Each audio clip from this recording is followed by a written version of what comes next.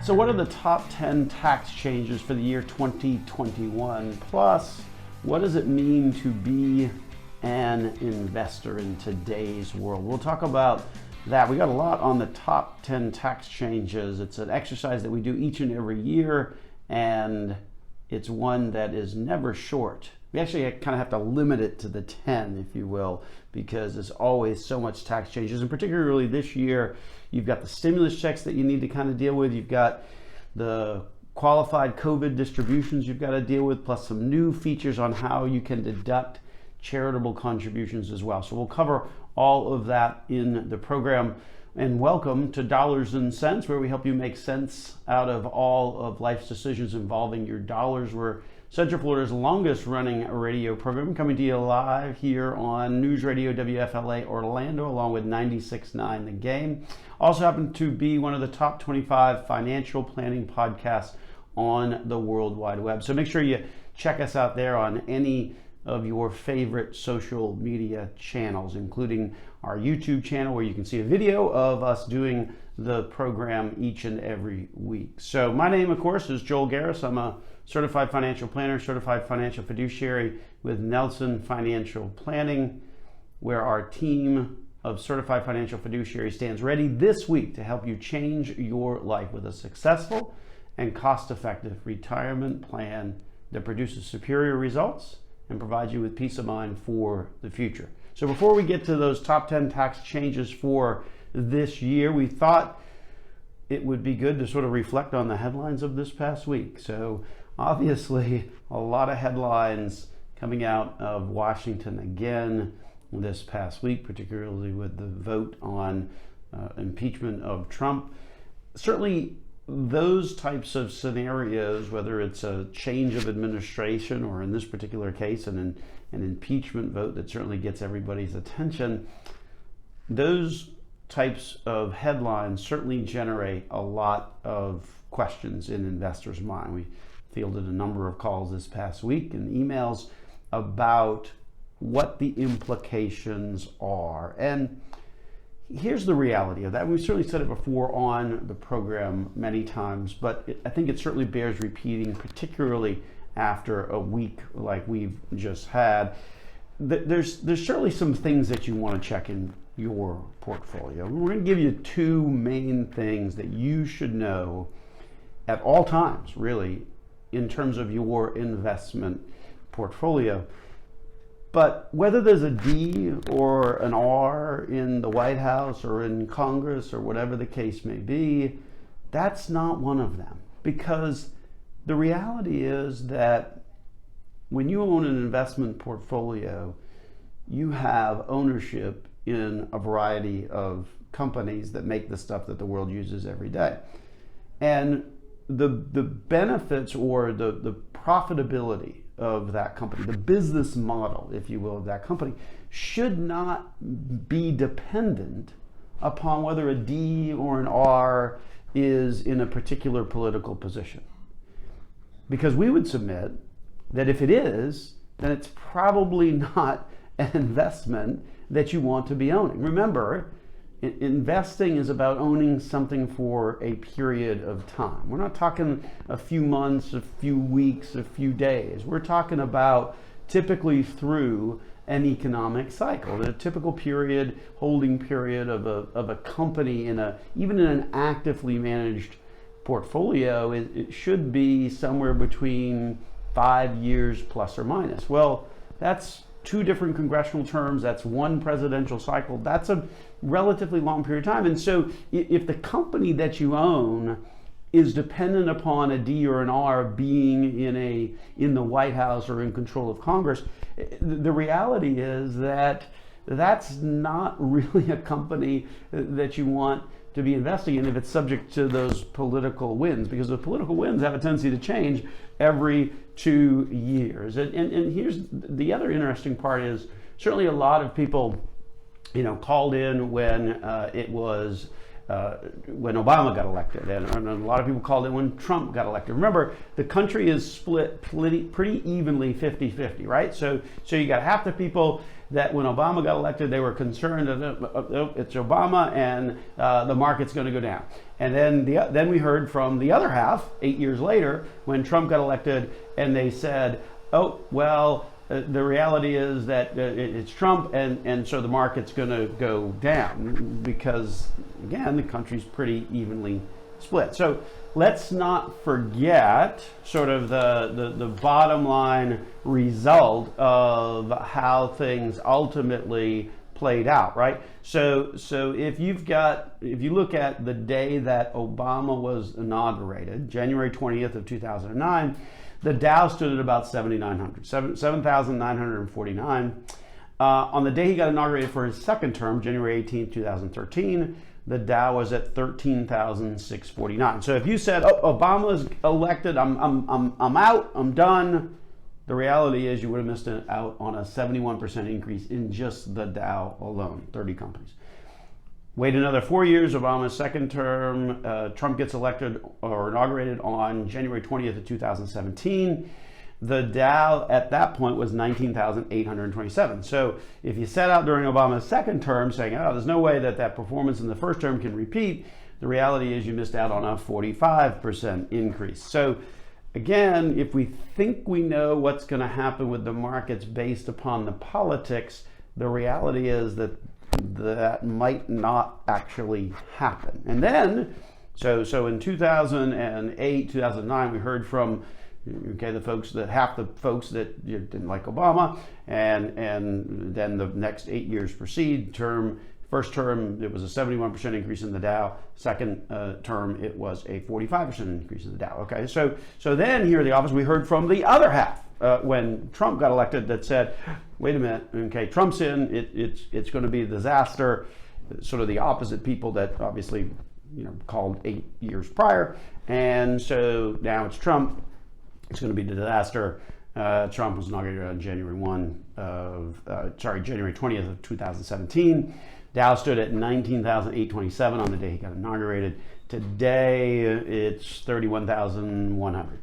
So that's about a 57% increase if you run the math on that. So that's the reality of it. Be very, very careful. The past two presidents have sort of been almost like diametric opposites, and the reality is that that is a pretty significant difference between the two parties. So when we come back, we're going to talk about the two things that you really need to be looking at in your portfolio. So we'll wrap it on up and go to a break. And when we come back, we'll talk about the two most important things that really, really matter when it comes to your investment portfolio here. So what are the things that you've really got to be aware of? We talked in the last segment about you should be investing in a company whose fortunes are dependent upon whether there's a D or an R in the White House. Set that all aside. I understand that politics is front and center of everybody's mind right now, but set that aside, because the reality is that if a company is so dependent upon whether there's a D or an R in the White House or in control of Congress, the reality is that you're not going to really be investing in a company that is strong enough to be able to kind of weather that. A company that's strong enough, a company should have a business model strong enough that it's based upon sales and product and marketing, not based upon who's in the White House or not. If it is, we would submit that it's probably too weak of an investment for you to own long term.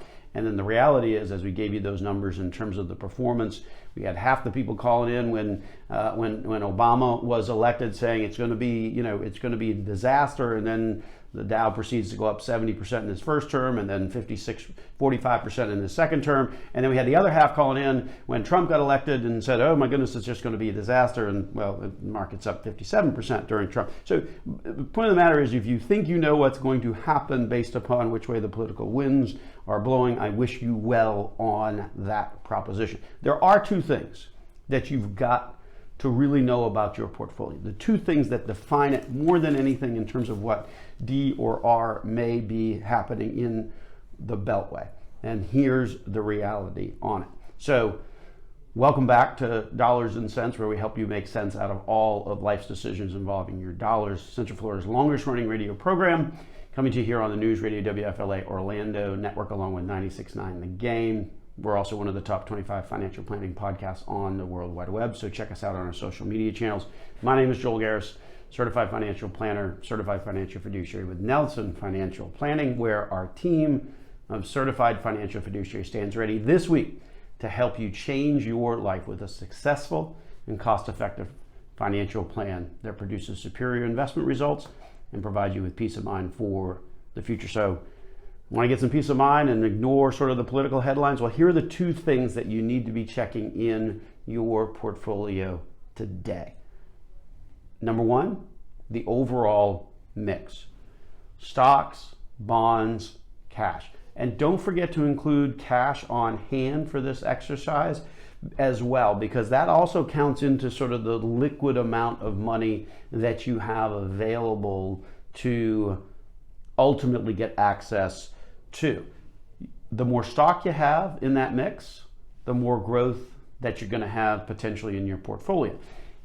The more cash and bonds, the more conservative, the less volatile, but at the same point in time, the trade-off there is less return. So you need to have a good mix. You can't be 100% in stock, particularly if you're in retirement. You can't be 100% in cash and bonds. It's not good. Neither one of them is going to work because it's not really creating sort of a balance, what we like to describe as sort of an all-weather type of investment allocation. So you've got to have sort of that mix of stocks and bonds. We would encourage folks to perhaps be more on the stock side these days because bonds in particular are relatively low in terms of the interest rates. We think that's probably one of the primary concerns that we have out there right now, is that many investors are in fact invested too conservatively if you think of retirement as the next chapter of life.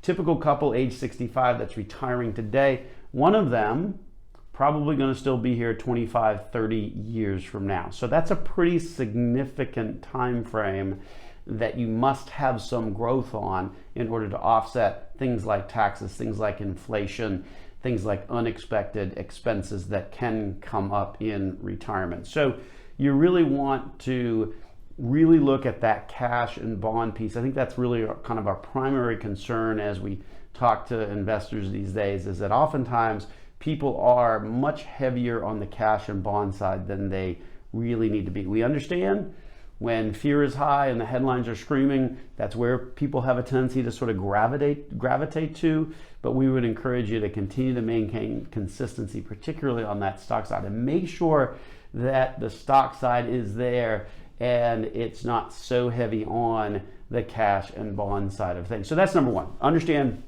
overall mix, stocks, bonds, cash, including cash that you've got beyond your investment portfolio. So number two is look at the individual mix. And we've been talking a lot about this of late. And when we think about the individual mix, it's what companies do you own as a whole? Maybe you've got a bunch of different funds, but here's the reality, is a lot of funds have a tendency to own the same companies. So be very careful. Just because you got 8 funds, you may not be as diversified as you think. That requires you to drill down and look in the portfolio and determine, okay, which companies is it that I actually own and how much of my portfolio is committed to those companies. Our primary concern on that front is something we've certainly been talking about on the show a lot over the course of the past 12 months, and that is that the performance of the big five, and we're not talking about the big five of Africa, you know, the big five animals. I think it's, what is it, rhino, elephant, lion, leopard, and something else. Anyway, I forget. But anyway, it's not the big five animals of Africa. It is the big five tech companies. Microsoft, Apple, Amazon, Facebook, and Google. Those 5 account for 25% of the performance of the S&P 500 index. 25%, 5 companies. 10 years ago, the 5 largest companies accounted for about 10% of that index. How dominant have the big 5 been? Those big 5 contributed nearly 80% of the return of the S&P 500 during the course of last year. That's pretty dramatic. So if you think your index fund is diversified, you got a bunch of index tracking types of funds, the reality is that you may find that you've got a much greater concentration in that. So that's our sort of our primary concern on that front, is watch the concentration among individual companies, because that's not diversification. And a lot of portfolios these days have a hidden lack of diversification in them, particularly if you're not looking at the individual company. So bottom line, again, it's not a D versus R. That's not the way to look at your investment portfolio. The two things you should be looking at today are, number one, looking at the overall mix, stocks, bonds, and cash. And then number two, looking at the individual companies that you own and making sure that you're not overly concentrated in a handful of names. Watch out for the big five, because much like the big five animals of Africa, they can in fact bite if things go wrong. And when you look at the concentration of those big five, Microsoft, Apple, Amazon, Facebook, and Google, those five driving 25% of the market, 80% of the gain last year, those five companies, that gives us some pause for, is the portfolio really diversified? So make sure that you're checking out that as well in your overall portfolio. So we're going to shift gears and talk a little bit about some of the tax changes that happen for the year 2021. So there's a lot of tax changes that happen. It wasn't a year where you saw big legislation, but the legislation that did happen certainly did change things. First and foremost is the receipt of the stimulus checks, right? So many Americans got stimulus checks back in like April, May, that were $1,200. And then $500 for each dependent. And then another round of stimulus checks would have hit, or is still hitting, during the course of this current week, is that, or last week and this week, that's the $600 checks. Both of those checks, even though you got the $600 one in the year 2021, both of those checks actually are for 2020. And that's important, because one of the things you're going to be asked on your tax return, or one of the things that your tax preparer should be asking, is, did you get the stimulus checks? And if you did, how much did you get? Because here's the thing, those stimulus checks and the amount of those stimulus checks was based upon your 2019 return. So one of the big changes for 2021, as you're preparing your taxes here for 2020, is you've got to sort of report how much you got for the checks. And here's why it's important to report it. If you are eligible for more, because remember, those checks were based upon your 2019 return. Look, 2020, a lot of people saw their income go down because the pandemic shut down their business or shut down their job. Then your income may very well have dropped, and you may find that you're eligible for all of those checks or all of those amounts that you maybe didn't get last year. So that's the new thing that you've got to do on your tax return. There's a specific form that you've got to do when you do your taxes to sort of true that up. The good news is, if you didn't get all of it and you were eligible to, then you're going to get it all. The even better news is, if you got it, the check, and you weren't actually eligible for it, you get to keep it. You don't have to pay it back. So some big changes there in terms of those stimulus checks. We're going to take a break. When we come back, we're going to continue the conversation on some of these big tax changes for the year 2021 here on Dollars and Cents.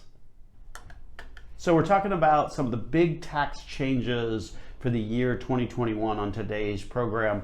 And there certainly was a lot of them, the biggest of which was those stimulus checks that you got. Those stimulus checks, whether they be the ones that were generated last April, May timeframe, or the ones you just got this past week maybe, or the week before, both of those checks are actually 2020 items to be putting on your tax return. Why would you put it on your tax return? Well, if you didn't get all of that amount, and again, it was like $1,200 per person, and then $500 for dependents back in April and May.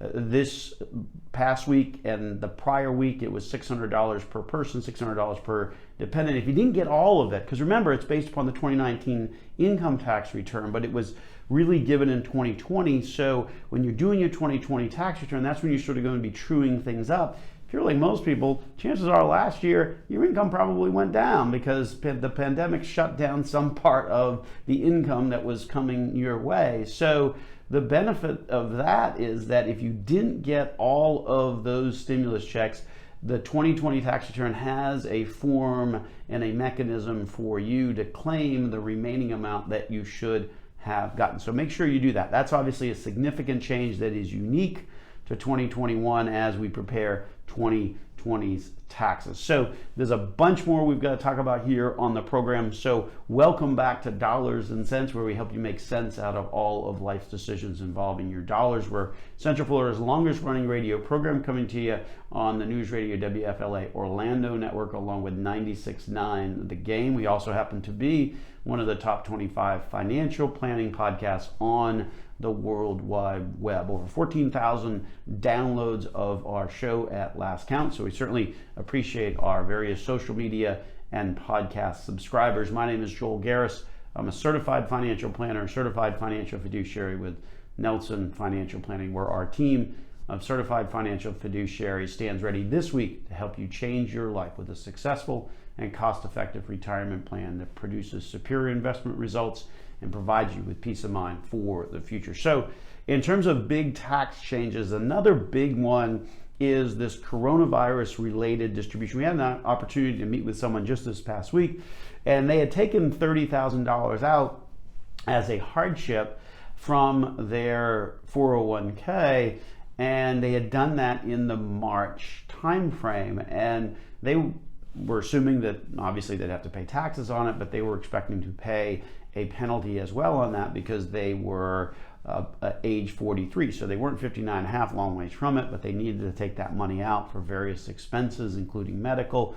And so they were under the impression that they were going to also have to pay the 10% penalty as well. Well, here's the good news is that the standard for that coronavirus related distribution is pretty broad. And so when you start to kind of look at what qualifies for a COVID related distribution, as that term was sort of introduced into the tax law last year, it's a pretty broad category. And we think that most folks, if they took money out of their retirement accounts to cover things like medical or health insurance or rent or things like that, would certainly qualify for that. And here's I guess the benefit of that particular provision. Well, there's two benefits really. The first and foremost is that there's not a 10% penalty for early withdrawal. So that really works out well in terms of reducing down that cost.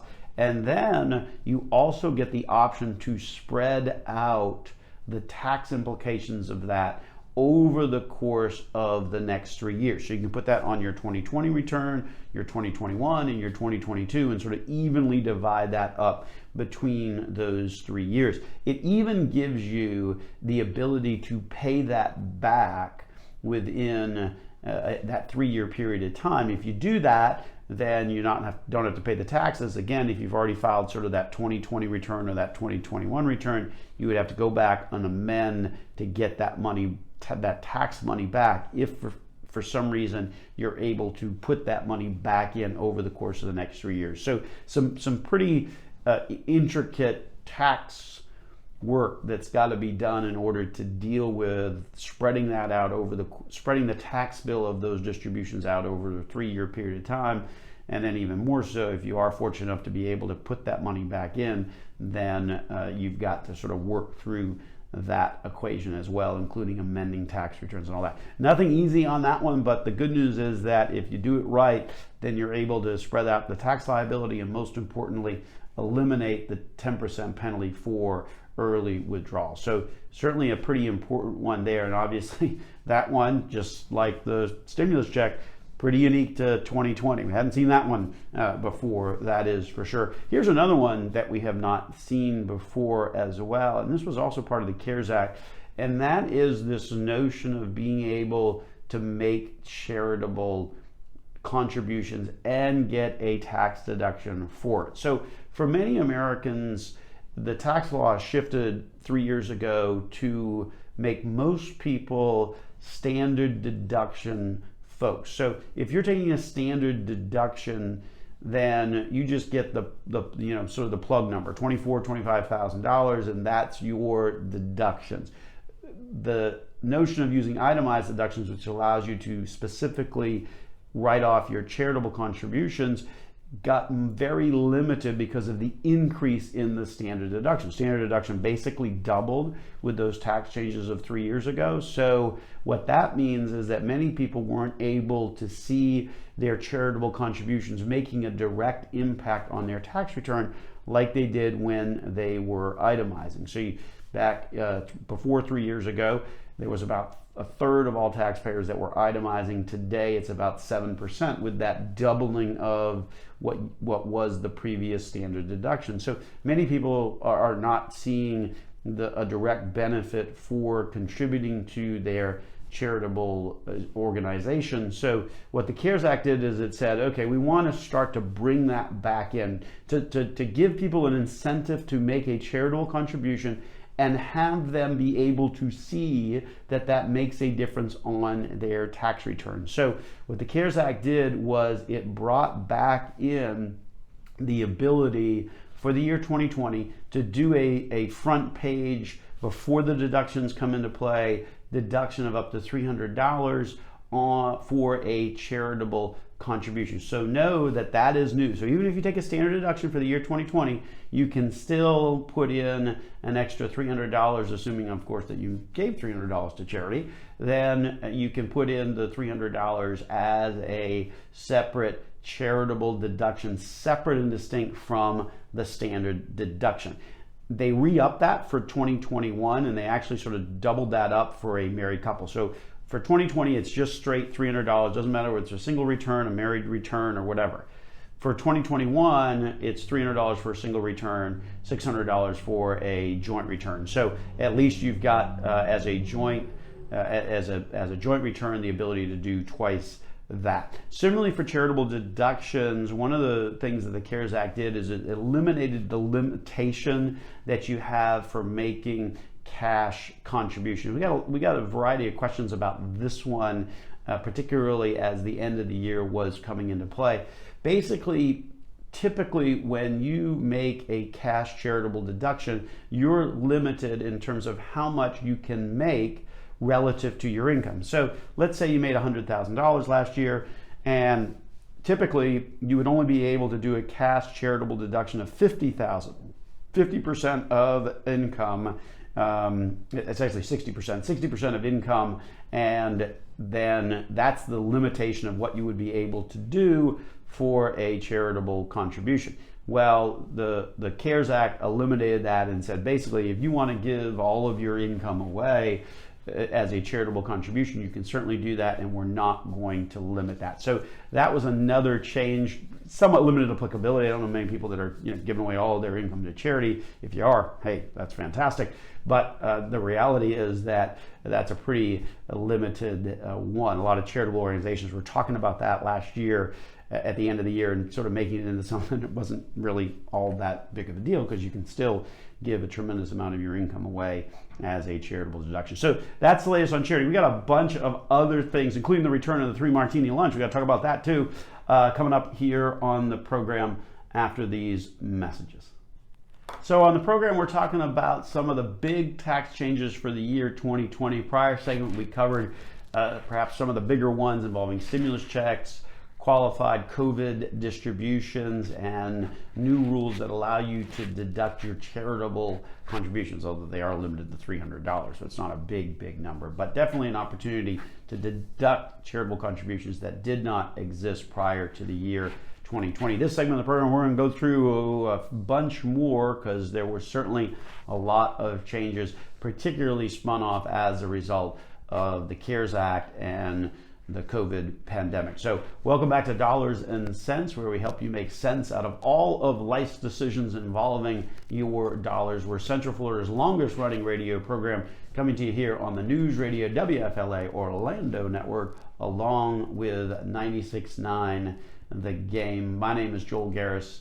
I'm a certified financial planner, certified financial fiduciary with Nelson Financial Planning, where our team of certified financial fiduciaries stands ready this week to help you change your life with a successful and cost-effective retirement plan that produces superior investment results and provides you with peace of mind for the future. So you've heard of us talk a little bit about this before, the return of the sort of the 3 martini lunch. What that means is that you've got the limit on business meals has been suspended. So typically, if you go out to dinner and it's a business lunch, maybe you're taking a client out to lunch or to dinner, or whatever the case may be, that would be a deduction on your tax return at 50%, or a deduction for that business, assuming you're sort of self-employed. If you're a W-2 employee, then the ability to get those types of deductions is long gone. But if you still have the ability where you're running things through a business that you control, if you do a business meal, you are able to deduct 50% of that. What the CARES Act did was, as an opportunity to sort of encourage folks to spend more at restaurants and bars and takeouts and dining and stuff like that, is it eliminated that in an effort to sort of encourage that. So what that means is that instead of being subject to only being able to write off half of that, you can now write off 100% of that. That's good for the next 2 years, for 2021 and 2022. So as a way to sort of encourage spending at restaurants, bars, stuff like that. It doesn't apply though to a meal not provided by a restaurant. This is only a meal that is provided by a restaurant, and of course it still must be considered a necessary and ordinary expense of the business in order to qualify. So, but that limitation is gone. One thing that is returning is the required minimum distribution. Let's not forget about that. Year 2020, it was suspended. You could elect not to take that required minimum distribution, whether you were age eligible over 70 and a half, or whether you were the beneficiary of a retirement account. Both of those, you could take that year off. It comes back, the required minimum distribution comes back in the year 2021. The one thing that you do have to remember that makes 2021 somewhat unique is that the required minimum distribution age increased last year from 70 and a half to 72. So if you turned 70 and a half last year, you didn't have to take it anyway because of the new rule that said as of January 1 of 2020, your required minimum distribution age was 72. So if you were in sort of that gap, not quite, over age 70 and a half, not quite 72, well then guess what? You had a freebie anyway because the rules changed on you. So the required minimum distribution age is now 72, and so that is the age that you've got to start taking the required minimum distribution. The required minimum distribution rules are definitely back in play. So make sure that you take your required minimum distribution. If you stopped it last year, make sure the investment company or the financial institution, whoever that may be, has the capability of restarting that. Make sure that gets restarted this year, because you certainly don't want to miss that. Penalty, as always, is 50% of the amount that you should have taken on the required minimum distribution. So make sure that you've got that all restarted and ready to go when it comes to your required minimum distribution.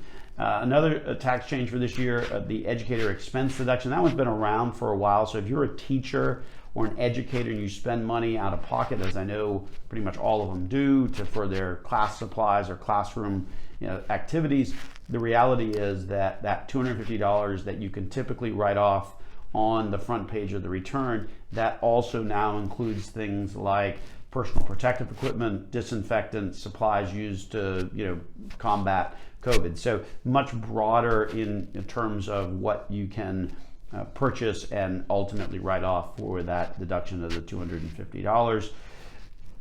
In terms of retirement accounts, there was not a change in the limit. The Congress sort of kept the contribution limits the same for 401ks, for IRAs, for 403bs, with the notion of to sort of promote spending rather than saving, which is kind of odd because there's a saving crisis in America. But anyway, they want to promote spending this year rather than saving in order to kind of encourage economic activity. So they didn't change the contribution limits on your typical retirement accounts. The only one that did change, if you will, was on the health savings account. So the health savings account increased from $3,550 in 2020 to $3,600 in 2021 for an individual plan.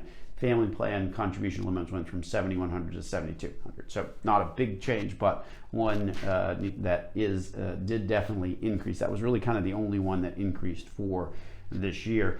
The PPP money, the Paycheck Protection Loan program that was out there that provided forgivable loans to businesses if they use that money to cover payroll costs or cover rent or utilities or things like that.